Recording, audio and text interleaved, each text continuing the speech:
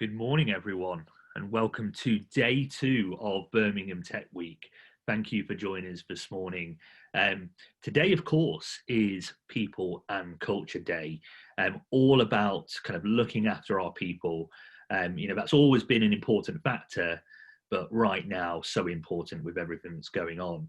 But also building the right cultures within our organisations as well. So up next, we've got the road ahead for work identity, community and workplace tribes, a talk by Bruce Daisley, a former VP at Twitter and best-selling author.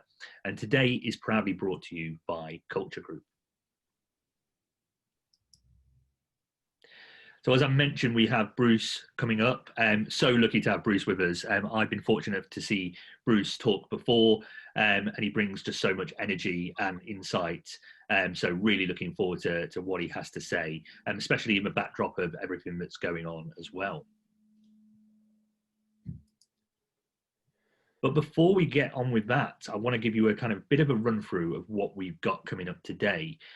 So next up, we've got Alex Arendelle, who is the Chief People Officer at Advanced. Of course, Advanced based in Birmingham at the Mailbox, a great organisation, but really do put culture at the heart of their organisation. And Alex is going to be talking about why your people matter most and how to embrace cultural change.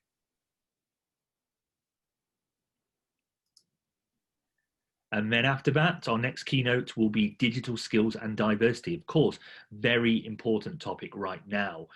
And the team of Marika, Lee Jones, Owen, and Chris will start to talk about planning for the future, what your teams need to look like, how you create a diverse workforce, but also how you make sure people have the right digital skills for the increased demand.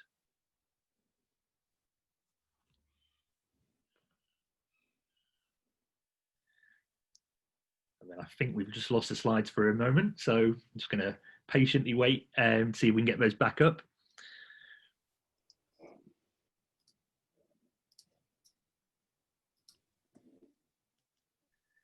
It wouldn't be fun without an early morning glitch, hey?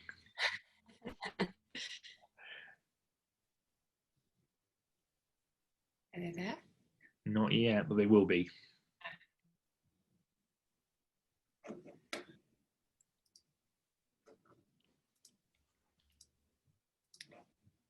Okay, just getting those loaded back up again.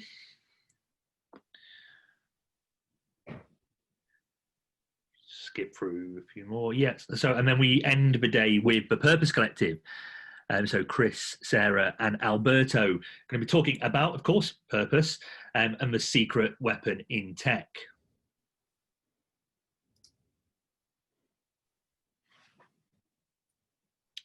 And of course, the week is being run in association with our lead partners, Tech Nation, the West Midlands Growth Company, and Department for International Trade. A big thank you to our 2020 sponsors. NatWest is our lead sponsor. Great shout out to all they do across the region, especially around kind of helping tech entrepreneurs through their amazing accelerator program, and also Copper, BJSS, SciTrade, and BMet.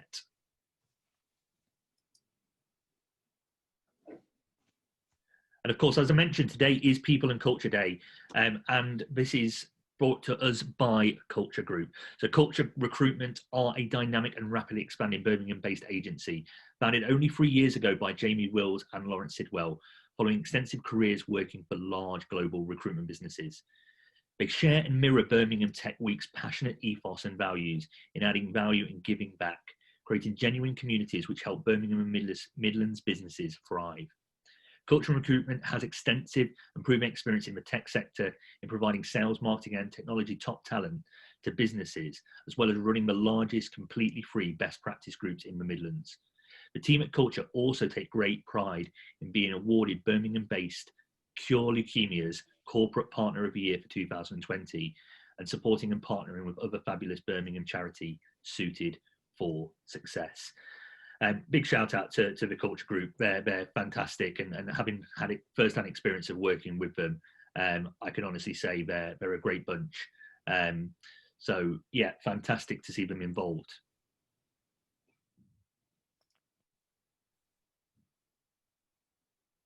Just waiting for the next slide to load.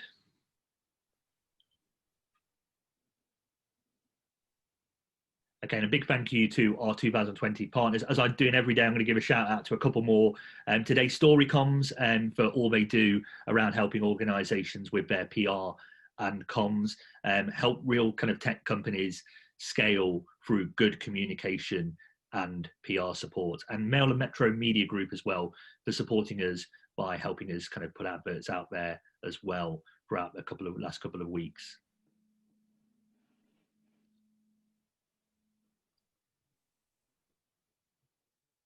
Got some great partners involved in this week, really proud.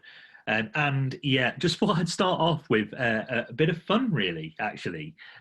So as I mentioned before, Bruce is a best-selling author, and his books are fabulous. The Joy of Work, you know, I read a couple of years ago and just found it really inspiring, because, you know, having been a bit of a kind of self-confessed workaholic, yeah, it gave me solace in the fact that actually there is another way of working, getting kind of joy back in, and also kind of Eat, Sleep, Work, Repeat as well, which is another fantastic book. So what I'm going to kind of ask you all to do is get active on Twitter and LinkedIn. So if you post today using the hashtag Bruce Daisley and hashtag BTW2020, and you've got to use both, then the best one will win a copy of both books. So let's have some fun. Let's get engaging and start the conversation on Twitter and LinkedIn. And at that point, I'm going to hand over to Kim, who's going to introduce Bruce to you all. Thank you very much, Yanis. Bruce, we're so excited to have you here today. Thank you for joining us. As a bit of an introduction, Bruce Daisley is one of the world's most influential voices on fixing the way that we work. He's published in the Washington Post, Harvard Business Review, the Wall Street Journal, and the Guardian, and he is a regular contributor to Wired. His book, called The Joy of Work, was the UK's top-selling business hardbook of 2019 and is an international bestseller translated into no less than 14 languages. It's also been named #1 by the Sunday Times bestseller. Previously, he spent over a decade running Twitter and YouTube for Europe, leaving Twitter as its most senior leader outside of the US. Bruce now runs the Apple #1 business chart-topping podcast called Eat, Sleep, Work, Repeat on work culture. So I think we spend most of our time at work, so surely it goes without saying that we should love it, right? I know that's not always the case though. But I, for one, am absolutely fascinated to hear more about what Bruce has to say. So Bruce, over to you. Thank you so much. I'm so thrilled to be here. I grew up in South Birmingham. My family still live in Kings Norton, Kings Heath. So born and bred Brummie. In fact, the way I first got my opportunity, it was in the midst of a recession.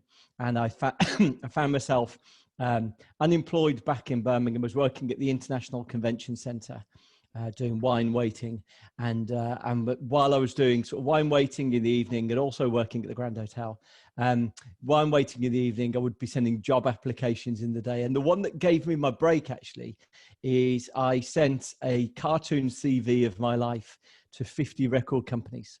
And so that was my sort of big moment. I realized, actually, you know, if you've got anyone in your life who is looking to try and get a break, the lesson I learned is this: often it's about getting people's attention and emotional connection. And so let me tell you, this cartoon CV was decidedly, it was about 3 out of 10.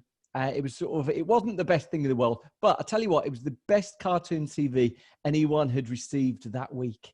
And so what normally used to happen is I'd get phone calls. I was applying for jobs in record companies. I'd get phone calls from these old lushies from the 1990s in the music industry. They'd been out for long lunches. They'd stumble back to their desk. They'd just about make it back to their desk, and they'd find this cartoon CV on their desks. And all of a sudden I used to find myself, about the time that I was sitting down to watch Neighbours, I would get phone calls incoming from various lags from the music industry. So what I always say to people is never underestimate your ability to connect with someone emotionally if you can get their attention. So anyway, through one way or the other, I found myself working, firstly, setting up YouTube in the UK, one of the first employees of YouTube in the UK, and then working for the last 8 years at Twitter. And I left Twitter in January. So I was really interested. Along the way, working in places like bars, restaurants, the aforementioned ICC, Grand Hotel. What I was really fascinated with every stage of my career, how there were some places that just really had this energy to them, this buzz to them. And then other places that even on your first shift, on the first day you're in there, you thought this is going to be a real slog. And so when I found myself moving and going into professional career, I worked first in radio, then I worked in press. When I found myself really intrigued with the culture in the place I went into.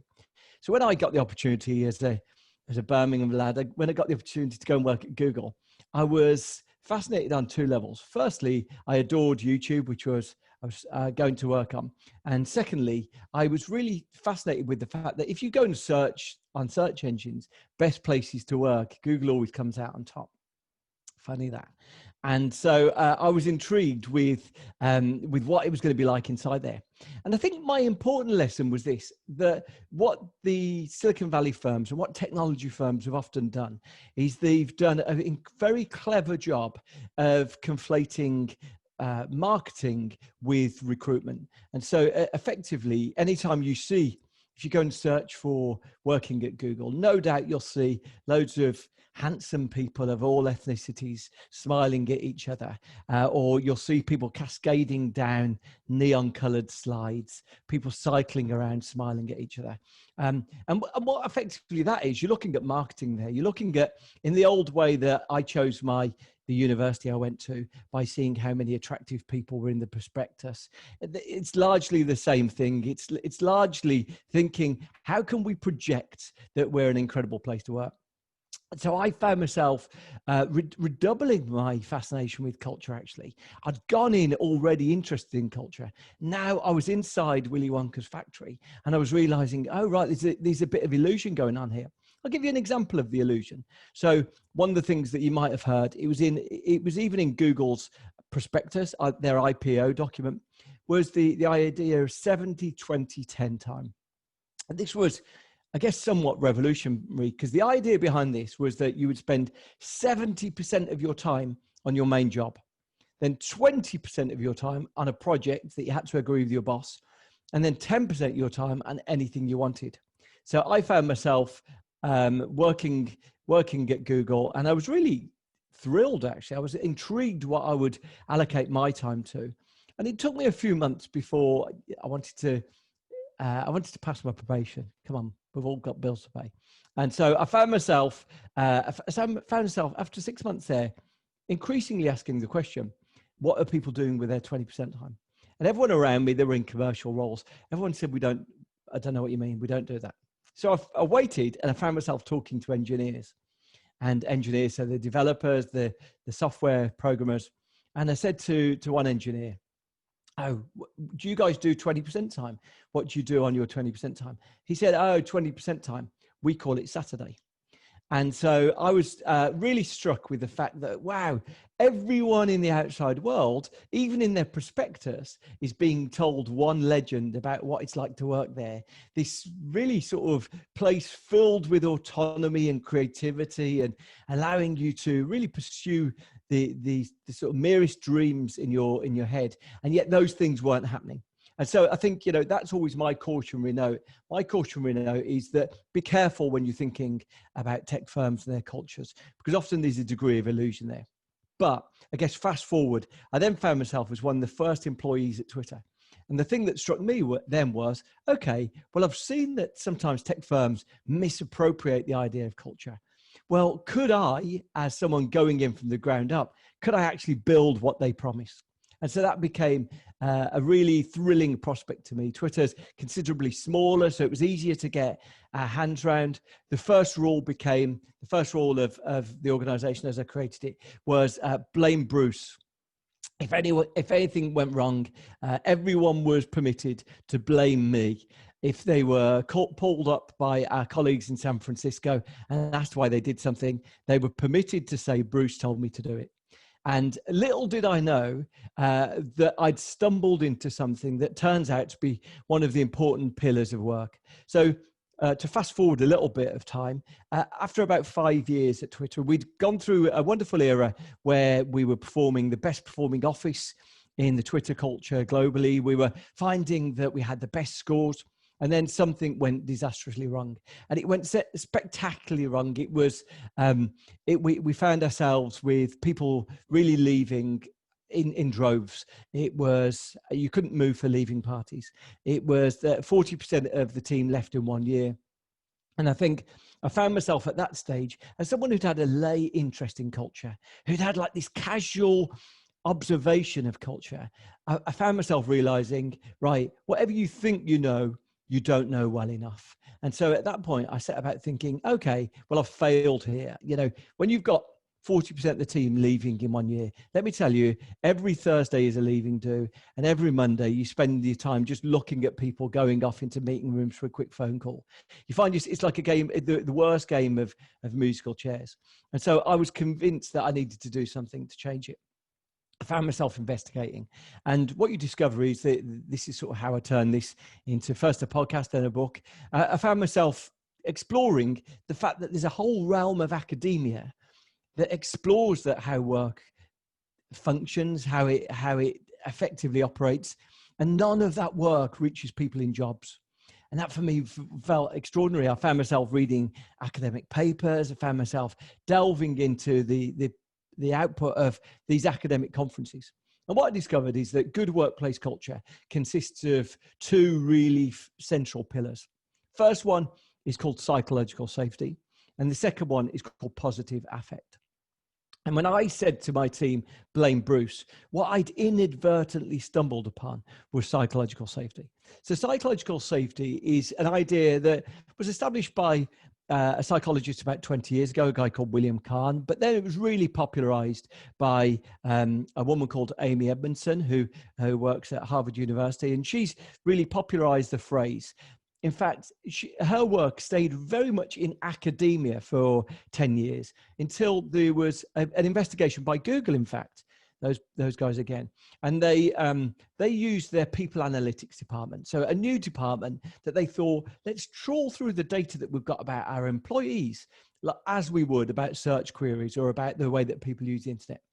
They wanted to know specifically what sort of people were their best employees so they could hire more of them. So could it be someone who did a 3-year degree, but then a master's? Could it be someone who just went straight into work and didn't go to college? Could it be someone who was these are all the things they look at, but someone who's the oldest child? Could it be someone who's, and what they discovered, fascinatingly, they discovered that they couldn't identify a single trait that characterized their best performers. However, all of their best performers sat in teams that exhibited psychological safety. Wow, that is fascinating. If you're interested in that, there's an article on the New York Times website about 5 years ago by a guy called Charles Duhigg. And if you search for that, Google Charles Duhigg, you'll find that. And it's just brilliant. It's an article in the sassy New York Times. It's a long read. It's a fascinating exposure. And I found myself, as I was putting my book together, going to explore all his sources, trying to understand these things. So psychological safety seemed to be the secret ingredients that Google found in their best performing individuals and teams. So what is it? Well, psychological safety is our ability to speak candidly to each other without fear of consequence. So when I was telling my team, blame Bruce, they knew that they could do their job with the best of will, the best of intention. And if something went wrong that hadn't necessarily been malicious, they'd just done something wrong, they'd misspoken, they'd not known precisely the rules. They knew there was a safety net beneath them. And that's what we discover. In fact, I found myself adoring reading academic papers about psychological safety. Amy Edmondson gives this, it's almost like a narrative, the way she describes it. So she talks about when she went into hospitals to see how operating teams first did a new procedure for open heart surgery. So to be briefly graphic. The old way of doing open heart surgery was like opening your rib cage. They broke all of your ribs, open your rib cage, and they operated on your heart. The new way that they was pioneered about 15 years ago was that there was a small incision made between a couple of ribs, but the big part of the operation was conducted through an artery in your leg. Now, what happened was Amy Edmondson went into dozens of teams to watch what happens when they introduce this. And what she discovered was the extent of psychological safety in the teams determined how effective it was. So let me give you an example. Well, she discovered that the teams that had a surgeon who was always willing to end with asking the question, how does everyone feel about that? Any worries about today? What's everyone feeling? If we could do one thing different, what would you like to do different? Someone who sort of modeled uncertainty, who talked about the challenge that they were dealing with together. Those things were psychological safety. The people who were modeling sort of conviction, certainty, being a sort of bold, fearless leader, those were the ones who had no psychological safety. And she witnessed that it played out in a very specific way. So one way she witnessed it was that the teams that had psychological safety, they would quite often be in a situation where there was far less hierarchy. And so the surgeon would say, how's everyone feeling about this new procedure that we've never done before? You imagine you're operating through someone's leg to get to their heart. And people would say, we can't, the members of the operating team, lowly nurses, anaesthesiologists would say, we can't see what's going on. So those surgeons would say, okay, how about I start wearing a camera on my head? How about I do something different so you can all see?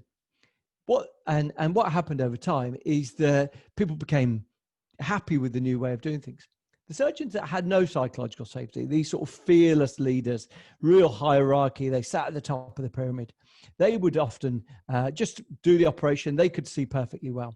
But the really interesting thing that Amy Edmondson discovered was that after about 6 operations, the teams that had this psychological safety, the teams where everyone was open to say, I don't know what's going on, after 6 operations, they started requesting more difficult patients from the operating list.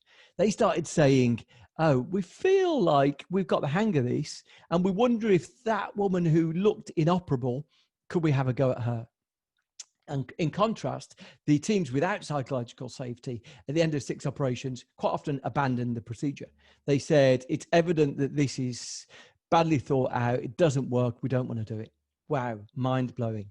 And you witness this time and time again. There's some wonderful work that Amy Edmondson updated her research on this about 12 months ago, where she went into very famous cases like VW Dieselgate. Do you remember VW Dieselgate? So this was a situation where VW had set themselves the goal of being the biggest car manufacturer in the world. They'd set themselves the goal to do that. They needed to sell more cars in the US than General Motors and Toyota. To do that, they needed to sell more diesel cars in those markets. To do that, their cars needed to be cleaner than they currently were. They weren't going to pass the emission standards in states like California. And so what happened was, well, there was never a specific moment when you forensically go through the story of VW Dieselgate, there was never a moment when someone said, we need to cheat the tests. However, there were plenty of instances where the former chief exec of VW, a guy called Ferdinand Piëch, he was famous for shouting at people. You might have had a boss like this. He was famous for screaming people down. In fact, in one case, related to bodywork rather than these engines, but in one case, an engineer quoted him as saying, I've written everyone's name down. I have all your names. If this isn't resolved in the next 10 days, you're all fired. And so consequently, we've often worked with bosses like that. We've often witnessed teams like that, where bosses believe that by shouting, they'll get the best results. And what you discover, in fact, is that the outcome that happened is largely what happened there at VW, that people start seeing the boss's instruction. So you can imagine in this case, we need to pass those tests. And then well-intentioned people find themselves thinking, if our objective is we have to pass these tests, okay, I think I've got a way we can do this. And what was their way of doing it? When they got put onto a test, the engines would go into a clean mode, which would produce fewer emissions. So you can imagine, you can see every step of the way. But interestingly, no one ever gave the orders, break the law. They merely gave those things with the absence of psychological safety, you need to set about really sort of abiding by my orders. So that's it. Psychological safety is the one pillar. Second one is positive affect. And to some extent, you probably know some aspects of this. It's related to positive psychology. The idea of positive psychology is broadly this, is that, the mood we are in affects the way that we make decisions, the way that we conduct our lives. And the best example I can give you of that is asking you at the age of 3, 4, 5, whether you thought your mum made different decisions based on the mood she was in. So did you know when you were 4, 5 or 6, did you know when there was a good time to ask mum for a bag of sweets and a bad time to ask mum for a bag of sweets? Was there a good time to ask if you could stay up late or a bad time? Wait till your mum's had a glass of wine, pretty much everything is go. And I think every kid knew that. Mood affects the decisions we make. And we see really interesting examples of that. There's a wonderful pioneering psychologist 50 years ago called Alice Eisen, who did some brilliant experiments here. She did one experiment where she went into hospitals. She gave doctors a gift. It was a bag of sweets, but they weren't allowed to eat it there and then. And then she gave them medical case notes of a patient. Astonishingly, the doctors she gave the gift to, she gave half the gift, half not. The doctors she gave the gift to were more thorough in their diagnosis and were more accurate in their diagnosis of the patient. Terrifying, absolutely terrifying. How can we deal with this? Carry sweets around with us all the time is the only solution. So we find that the mood we're in, even if we don't believe it, transforms the job we do. Now, how do you apply that to work? Well, the challenge of that is at work is that it doesn't necessarily work in exactly the way you might imagine. So this is how we can end up in the old days when we had offices falling into the trap of the smoothie delusion. The idea that if you give your workers perks and benefits, somehow they'll be in a happier mood, somehow they'll do a better job. And the strange, unfortunate thing is it doesn't seem to work like that. You need to get people into a long-term, more positive frame of mind, productive. And to qualify, this isn't people who have never say no. I think, that's the illustration of the first part of psychological safety. These aren't the people who don't ask questions. These aren't the people who are just always positive, but they are in a productive state of mind. They're in a good state of mind. So an important sort of distinction there. Anyway, these are the pillars of strong workplace culture. So what did I discover? So I'd discovered that I'd seen 40% of my team leave in 1 year. And that was largely because in very difficult financial times, Twitter is a business that hasn't always been on an upward trajectory. And so as a consequence of that, we were witnessing that we were in difficult times. The company was cruising towards making some job cuts, and then we made some job cuts. But certainly it was one of the mistakes I made. In the midst of that, I found myself thinking, it's my job to tell everyone good news. And so in the midst of difficult times, I told everyone, look, it's going to be okay. It's going to be okay. We're sure it's going to be good. When it subsequently didn't become okay, and you can probably think of certain politicians when it comes to sharing news about coronavirus, actually we've got an innate capacity to bounce back from bad news. What we find more difficult is when it's attritional and we're told good news and then more bad news follows. Then we're told good news and then more bad news follows. And in fact, what you discover is being candid and letting people know they can trust you is far more important than trying to be a cheerleader for good news. That was my mistake. So what did I do? Well, I set about thinking, how can I make good from the mistakes that I've made? How can I build trust? First way to do that was extreme transparency. So, telling people we've just made some job cuts. Here are the circumstances where we will make more job cuts. It was probably more stark news than anyone needed to hear. But what you discover when that happens is that people go, okay, well, it's the first time someone's spoken straight to me. I get it. Okay. This is good. I can sort of I can at least work out what's going on. And they're no longer in that situation where they're dealing between the dissonance of something that they believe rationally in their head and something they believe viscerally in their heart. So I think, this is one of the important lessons, really. The more candid you can become, the more, as a consequence, people feel that they have their own personal control. They feel like they can make the decisions. We all know that if we're able to make a decision about what's going on, then even if we're in a difficult place, we feel more empowered by it. So I think that was an important lesson for me. Going forwards, I was really struck by how I could set about trying to improve the culture and build a stronger culture. And one of the things I've become massively a cheerleader for is the importance of human connection. And I guess I'll go on now and I'll talk about where that leaves us right now in this strange moment. What I discovered was there's no shortage of evidence that when human beings feel connected to each other, it transforms our experience. And there's plenty of really fascinating examples. So let me sort of talk you through that. There's some wonderful research by a researcher at Oxford University called Emma Cohen.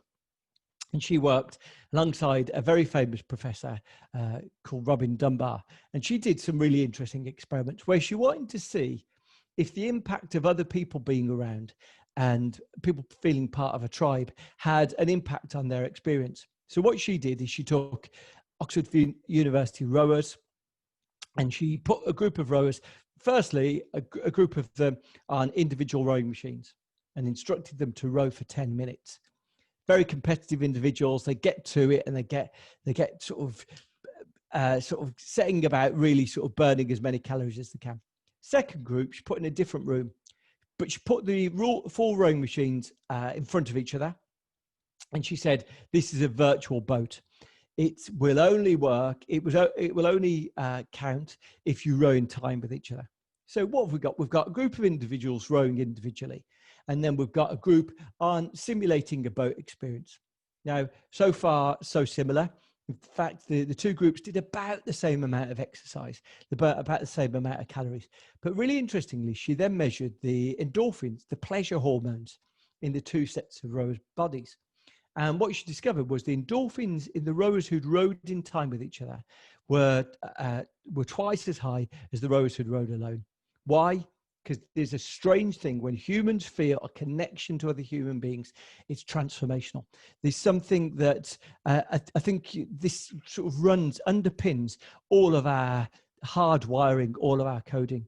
If anyone's read Johann Hari's wonderful book, Lost Connections, which is ostensibly, if you look at the cover, it's about depression, but it's not about depression. It's about the human condition, really.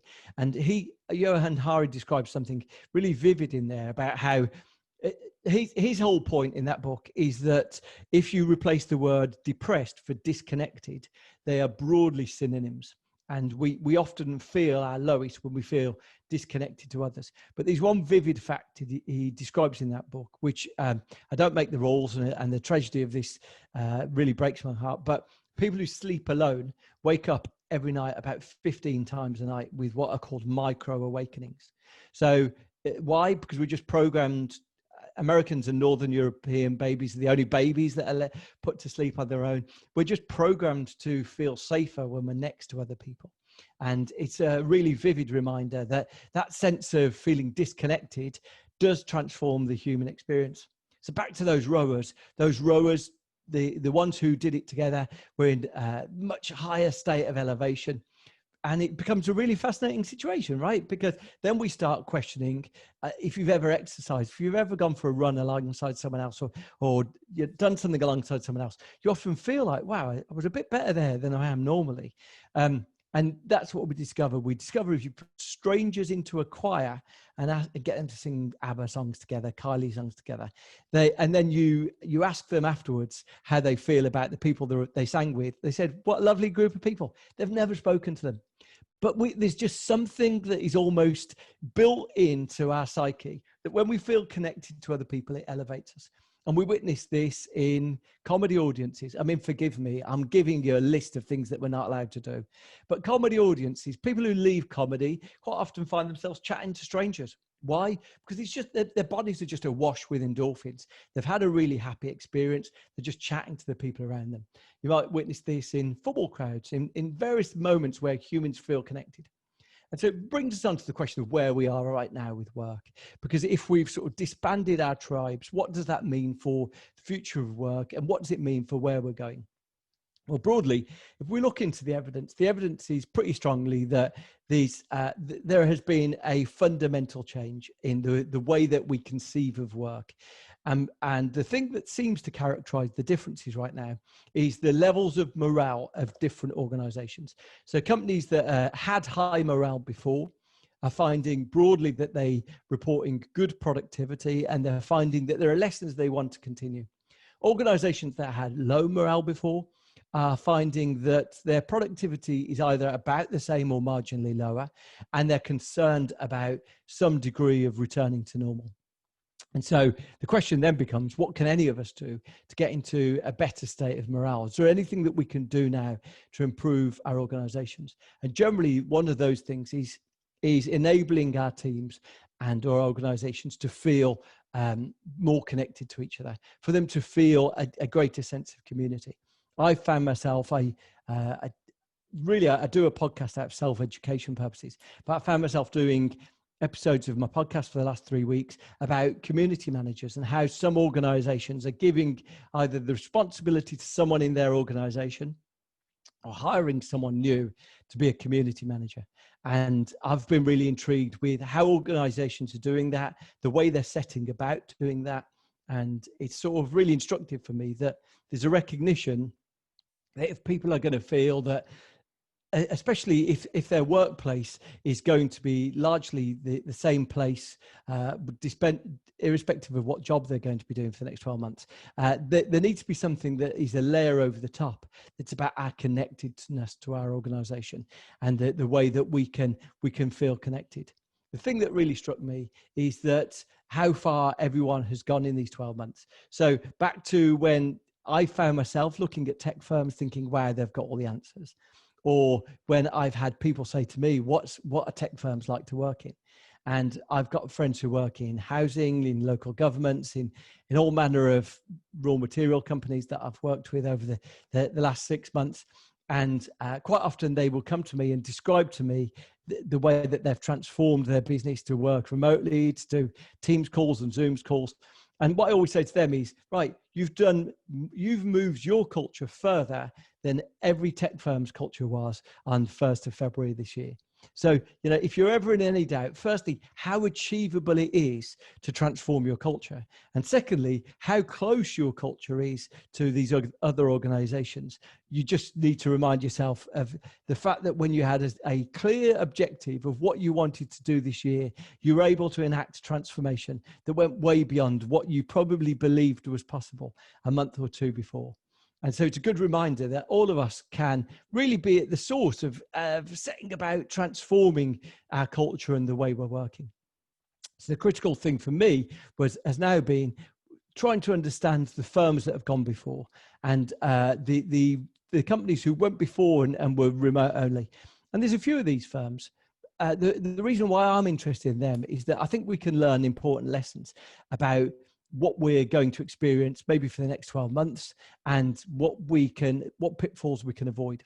One of the things I always say is that, the lesson of my 12 years working at YouTube and Twitter was that we've learned a lot about human behavior. One of the things we've learned about human behavior is that we find it really easy to form affinity with people we agree with through screens. We can, if our identity is that we both strongly agree that one political candidate is the right person. If I see someone who agrees with me through the screen, I feel very strongly, deeply connected to them. If I see someone through a screen who I feel doesn't agree with me, it actually produces this reverse polarity, and we can't disconnect with them. But worse, I think this is one of the challenges of identity as we're going forward. We often see them as an enemy we must destroy. And of course, the challenge of that is that that's one thing if you're on one side of Brexit or Remain. That might be on one thing if you're Aston Villa or Birmingham City. Those things, well, they've got like a polarizing identity there. But what about if these are things inside your organization? What about if these are the younger workers versus the older workers? The younger workers looking at the older workers with these home offices as they sit there sheltering on the sofa doing their work. Then how are those elements of identity going to play out? I think it's really important for us to learn those lessons of the internet. So that's why I wanted to see what these remote early firms did. Now, these are firms like Basecamp or Buffer, or there's the company that makes WordPress called Automatic. And what happened almost without exception, these firms, is that they were the sort of next wave of Silicon Valley startups. So they came in the aftermath of Google and Facebook and all the companies we know. And one of the challenges they had is they couldn't pay a whack of cash and they couldn't give loads of perks and benefits. So they started differentiating their culture on something else. They started saying to people, you can work remotely from wherever you want, whenever you want. And what they discovered very quickly is that the office has got a really critical part to it that we often neglect. The office has effectively has a network effect to it. So in the old days, when we were allowed to go to the office, we knew if you were working remotely, if you ventured in to the office and maybe it cost you money to park, or you got a train and it was crammed and it took you an hour to get in.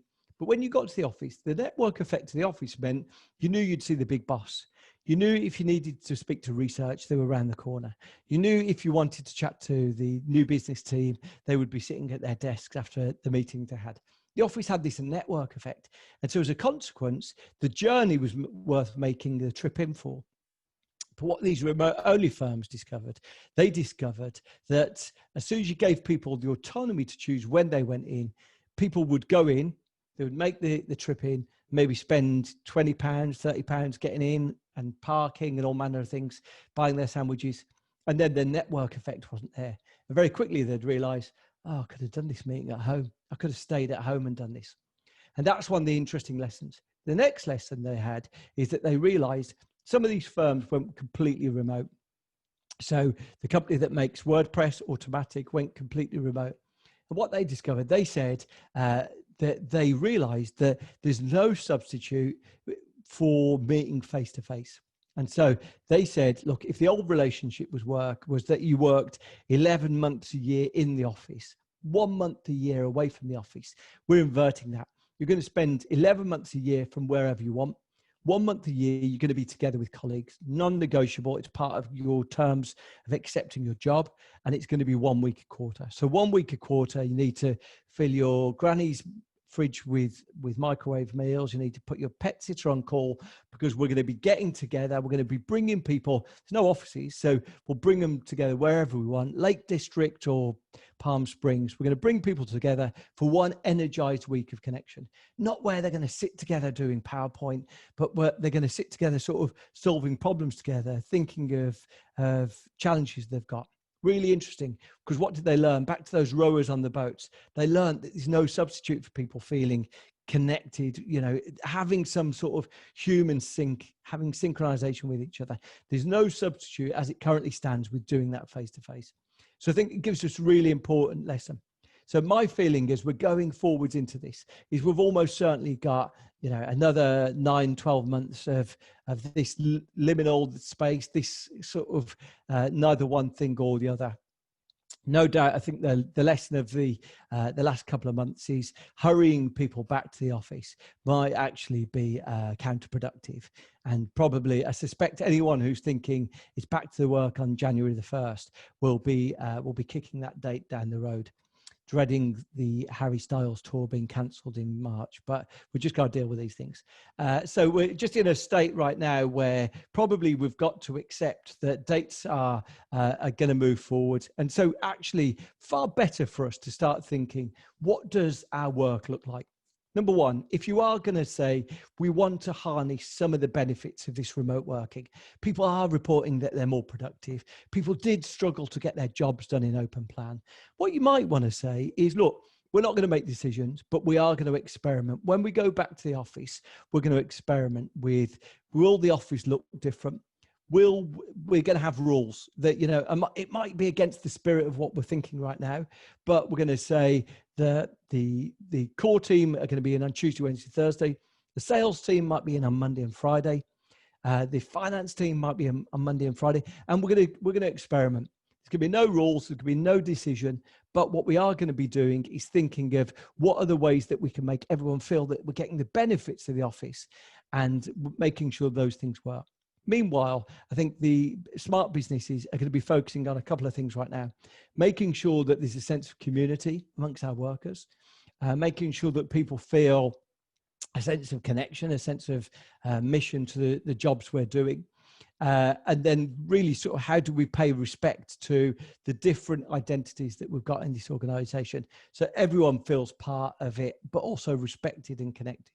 So it's you know, going to be, I would say it's going to be an exciting time of work. No doubt we're about to enter into the biggest depression of our lifetime. So it's not necessarily going to feel like exciting so much as mildly terrifying in terms of us getting through it. And I think it's a really important time for all of us. A lot of us have witnessed, if you do have motivated teams, there's a good opportunity to tap into that by allowing a degree of autonomy and a degree of remote working.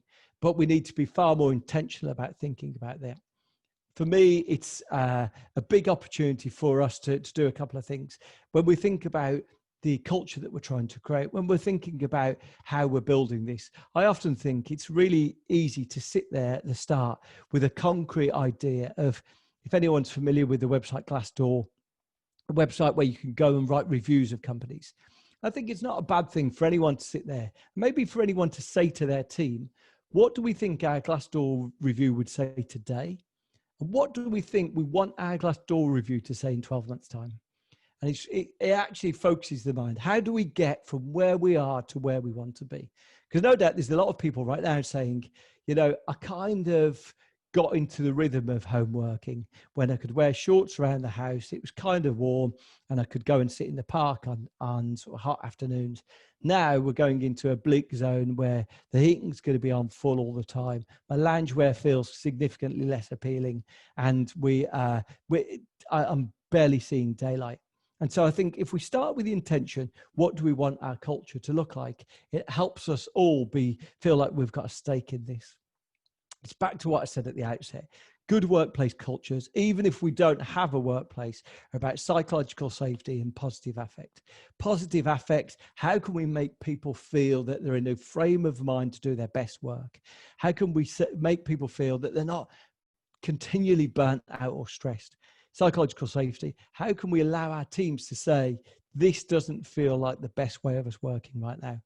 If we can set ourselves up to respect those two pillars, there's a massive opportunity for anyone, especially for me, this is a huge moment for places like Birmingham. It's a massive opportunity for any of us to think about how we can create better workplace cultures that are differentiated and are more appealing than ever before.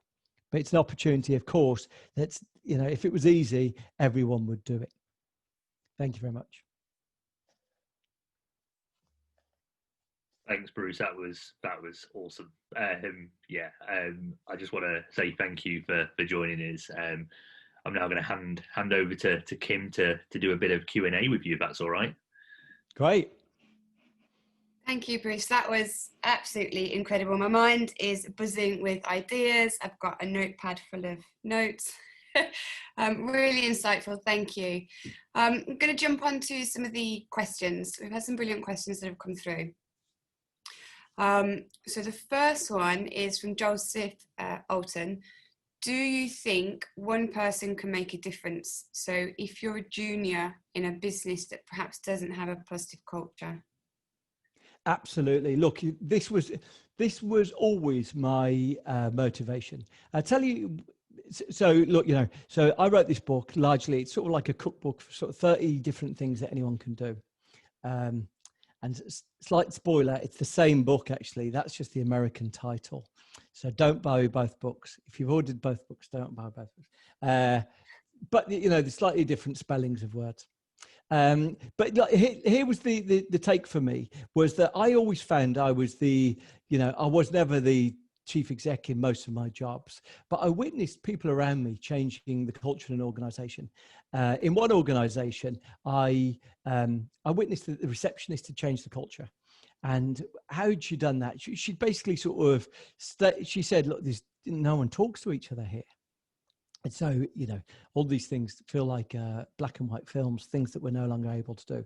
But she organized a Thursday afternoon meeting that she called Crisp Thursday, where she went out and she bought a few bags of kettle chips, a few tubes of Pringles. She laid them on paper plates on the table that's ran down the middle of their office.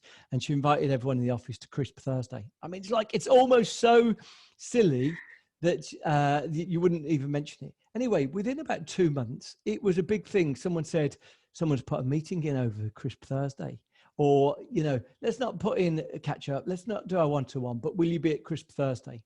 And, you know, occasionally someone would bring something else, or some cake, or, you know, a bottle of something. But, you know, just became this moment, this almost sort of trivial get together where people would gather to just chat.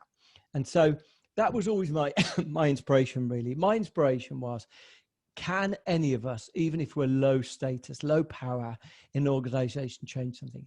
And my feeling really strongly was yes, if we bring evidence. So, you know, there was a book a few years ago called Rework. And it was like this sort of series of, you know, angry, explosive ideas. It was like a box of fireworks of a book about work. And it was like 70 ways that work was crazy. But I felt like, you know, one of them was like ASAP is toxic. And the idea that telling anyone they need it as soon as possible is toxic. It's like, okay, but if I tell my boss that ASAP is toxic, he's going to just blink twice at me and just say, all right, just get it done. And so I felt like, well, if you're going to win an argument and you're not the highest status person, you need to bring proof. So my feeling was, okay, so, you know, maybe it's that case study of Amy Edmondson and the psychological safety. If I've got a boss who's a monster, maybe I photocopy that chapter, I bring it to a team meeting and say, I wonder if on our team offsite, we could all read this and talk about lessons that we could draw from it. And immediately what you've done is you've brought a bit of research, bit of someone else's opinion, and you're having a team discussion. Now, it may well be your boss says, this is rubbish, I've got no interest. But generally, I know that we like to construe bosses as like these baddies from movies, but generally bosses have got an intention of trying to do a good job. They're just not very good at it. They're not very good at motivating other people. And so you bring a bit of proof, and it can have the impact of just changing reorganizing the cards, of shuffling the deck slightly in your favor. So very strongly, my feeling was, you know, I wrote a book on this, and by all means, you don't need to write a book. I do a free newsletter there, eatsleepworkrepeat.com. There you go. But which is free. You don't have to pay for anything. My feeling resolutely was, you don't need to have power to have this influence. You just probably need to bring evidence to the discussion. Thank you. I've now got a question from Chris Blackwell. How do psychological safety and accountability work alongside each other in high performance cultures? Yeah, absolutely. Some really good evidence on a lot of these things. So look, psychological safety is the feeling that you don't necessarily have fear of unfair consequence. So I'll give you one example of psychological safety. Amy Edmondson again did some work where she looked into, again, hospital wards. And there you go. Thank you, Yanni. She went into hospital wards, and what she did, this is exactly how she got into psychological safety. She was seeing if she could plot the best performing teams in a series of different metrics, and if she could predict the outcome of different hospital wards. And she plotted loads of data, and just as she was finishing her analysis, all the data was like that, one of those correlations you want. It was sort of upwards and to the right. It's like perfect correlation, until she gathered one other piece of data, which was the amount of errors that they were making on prescription drugs, on the drugs they were giving to patients. And what she discovered was that the errors seemed to inversely correlate. The best teams seemed to be making the most mistakes. She was really baffled by this, and she went into, she chatted to all the people concerned, and what she discovered was the best teams weren't making the more mistakes. The best teams were admitting to making the more mistakes. So if you can imagine a situation where you've got a nurse, lowest status person on a ward, and she accidentally gives the medicine for bed 4 to bed 5. Now, what does she do next? If she's in an environment where there's no psychological safety, she probably doesn't tell anyone. She grabs her coat, she goes home, and she prays to God that Mrs. Higgs is still there tomorrow. If she's in a good psychological safety environment, she says, I'm really sorry for this mistake. However, I've just done this. And immediately everyone can go, the doctor can go, okay, actually not to worry, that's just a painkiller, that's fine. And someone can take action on it. And what Amy Evans had discovered was that the best performing wards just had this willingness for people to be honest with each other and transparent. But you see these things throughout. There's something that a researcher at Wharton University talks about. This researcher talks about companionate love. So she talks about when you've got a group of colleagues, and these might be firefighters, these might be office workers, these might be bin people. You find that when they look out for each other, when they've got a strong affection for each other, when they've sort of got this, these guys aren't just my colleagues, these are my buddies. When you've got that relationship there, one of the questions that a lot of people had, they worried whether this was going to be at the detriment of the quality of work. And what you discover is that when there's a high degree of companionate love, and she witnessed this in sports teams, in office teams, it generally makes people more accountable rather than less accountable. Why? Because if you're responsible for clearing everything up before you go home, and you know that if you don't do it, then these colleagues that you superficially pay lip service to these being your best mates, they're picking up the slack. You sort of feel like you've let everyone down, you've let the team down. And so rather than companionate love, this fondness being inversely correlated with accountability, it was directly correlated with it. So I think, there's very strong evidence that if we get these things right, if we articulate that our values are that we are accountable, that we are dependable, that we are sort of working hard for each other. I think if we articulate those things, then it can be at the expense of all of these additional benefits, helping to reinforce our culture rather than undermine it. Thank you. Have we got time for one more question, Yanis? Yeah, I reckon we can squeeze one more. It's to brief. Bruce is all right, just to kind of, Of course, absolutely. All right, so final question then. This is from Tim Elliott. Bruce, do you think purpose in business is important for culture, or do purpose-driven businesses have better culture, in your opinion? Right. The interesting thing, when I saw that one of the speeches later was about purpose, I didn't want to wade in and delve into this. Here's the thing about purpose, is that it's like those Silicon Valley cultures that I talked about before. It's been so heavily misappropriated that we've gone a long way from what the principles say to what actually happens. So here's what we know about purpose, that some wonderful work done on it. There's probably the world's leading workplace expert is a guy called Adam Grant. He did this really interesting experiment where he got fundraisers for American college scholarships to do one of two things. So these were people who were phoning up alumni of a college saying, would you help pay for disadvantaged students to go to this college for free? Phoning them up. The first way that was done was the old-fashioned way, where the boss who was leading the call center would say, oh, here's Isaac. He's a student. We want to send him to college. Here's his family background. We're showing you this. Second way was they brought Isaac in. And Isaac was, a mumbling, bumbling 17-year-old, stammering, shy individual. The donations, when people saw Isaac with their own eyes, were 3 times higher than when they heard Isaac's story. When we connect people with a sense of why they're doing something that's vivid, that's full-blooded, that's 3-dimensional, it does have the impact of making our work more effective. And we see this all the time, chefs who see the people who are eating their food cook better food than chefs who don't. when we see like why we're doing it, it does help. But what happens is we turn purpose into a statement that we stencil onto our screensavers, we put on our walls. And what we're doing is we're describing that first version of purpose, where people describe what Isaac is like rather than meeting Isaac. Purpose is something that we can discover ourselves, but we can't be shown.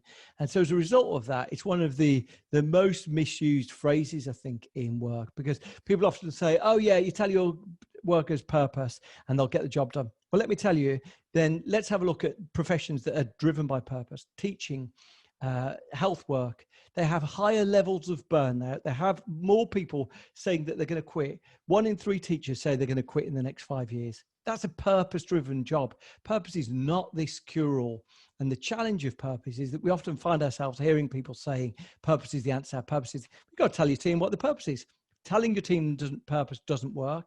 And secondly, purpose on itself is not a solution. So I always think, the Simon Sinek thing, if anyone knows Simon Sinek says, tell people the reason why they're doing their job. My feeling is that it's far less showy, it's far less exciting, but often the secret of good workplace working is not the question why, it's the question how. How can people feel that they can do their job in a way that doesn't leave them burnt out, that feels them inspired and motivated by working with their colleagues? So how is definitely less exciting than why, but I think for most of us, it's far more practical. Thank you, that's fascinating. Yanis, over to you. Yeah, I mean, just like, look, I kind of knew this was going to be awesome, but it's even surpassed my highest expectations. So Bruce, I'm forever grateful for you taking part in this week. And when we can, when you're up in the area, we'll go for a beer at the Hare and Hounds. Hare and Hounds, absolutely. Thank you. Bye.